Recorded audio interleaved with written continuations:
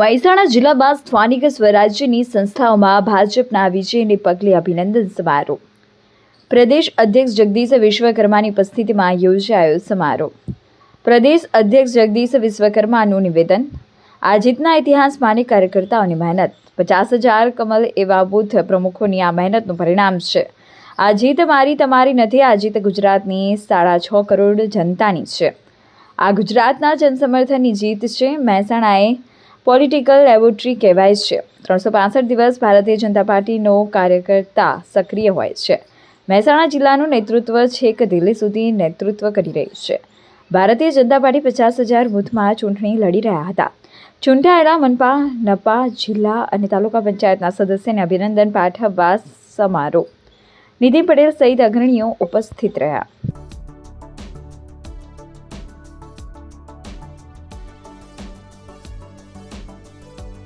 સમગ્ર ગુજરાત રાજ્યમાં સ્થાનિક સ્વરાજ્યની ચૂંટણીઓમાં ભારતીય જનતા પક્ષનો ખૂબ જ્વલંત વિજય થયો છે.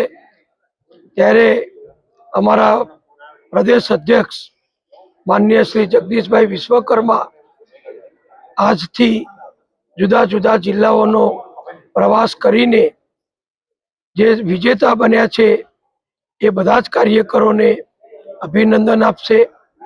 અને જે કાર્યકરોએ રાત દિવસ મહેનત કરી અને ભાજપના ઉમેદવારોને જંગી બહુમતીથી વિજેતા બનાવ્યા છે એમનો આભાર માનશે.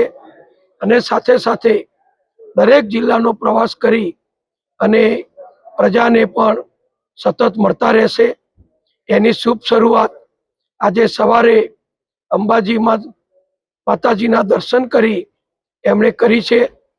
અંબાજીના દર્શન કરી પાલનપુરમાં કાર્યકરો સાથે, વિજેતા બનેલ ઉમેદવારો સાથે મિટિંગ કરીને બધાને અભિનંદન આપ્યા. ત્યાર પછી અત્યારે મહેસાણામાં પંડિત દીનદયાળ હોલની અંદર મહેસાણા જિલ્લામાં નગરપાલિકા, તાલુકા પંચાયત, જિલ્લા પંચાયત અને મહેસાણા મહાનગરપાલિકાના જે પણ બધા જ ભાઈ બહેન સભ્યો વિજેતા બન્યા છે એ બધાને અભિનંદન આપવા માટેનો અને કાર્યકરોનો આભાર માનવા માટેનો કાર્યક્રમ યોજાયો હતો. અને એમાં અમારા અધ્યક્ષ શ્રી જગદીશભાઈએ ખૂબ સુંદર પ્રવચન કરી બધા જ કાર્યકરોને ખૂબ ખૂબ બિરદાવ્યા. ગુજરાતમાં 50,000 જેટલા બૂથ ઉપર કાર્યકરોએ જે રાત દિવસ મહેનત કરી એમને પણ બિરદાવ્યા. જે વિજેતા બન્યા છે એ કાર્યકરોને પણ અભિનંદન આપ્યા. અને સાથે સાથે આવનારા 5 વર્ષ આ ચૂંટાયેલા સદસ્યો પોતપોતાની સંસ્થાઓમાં કાર્યરત રહી, સક્રિય રહી, પ્રજાની સેવા કરે અને વડાપ્રધાન નરેન્દ્રભાઈ મોદીજી અને ગુજરાતના મુખ્યમંત્રી શ્રી ભૂપેન્દ્રભાઈ પટેલની સરકાર દ્વારા જે કરોડો રૂપિયાની વિકાસની ગ્રાન્ટો, ગરીબોની સુવિધા માટેની ગ્રાન્ટો, ગરીબોની મદદ માટેની ગ્રાન્ટો સરકાર આપે છે એનો સંપૂર્ણ સદુપયોગ થાય અને ગામડાથી માંડી શહેરોને સગવડ સુવિધા પ્રાપ્ત થાય એ માટેની એમને આગ્રહ રાખ્યો છે. આજના કાર્યક્રમમાં અમારા બધા જ હોદ્દેદારો ઉપસ્થિત હતા અને ખૂબ આનંદથી બધાએ સાથે મળી આ કાર્યક્રમ પૂર્ણ કર્યો છે.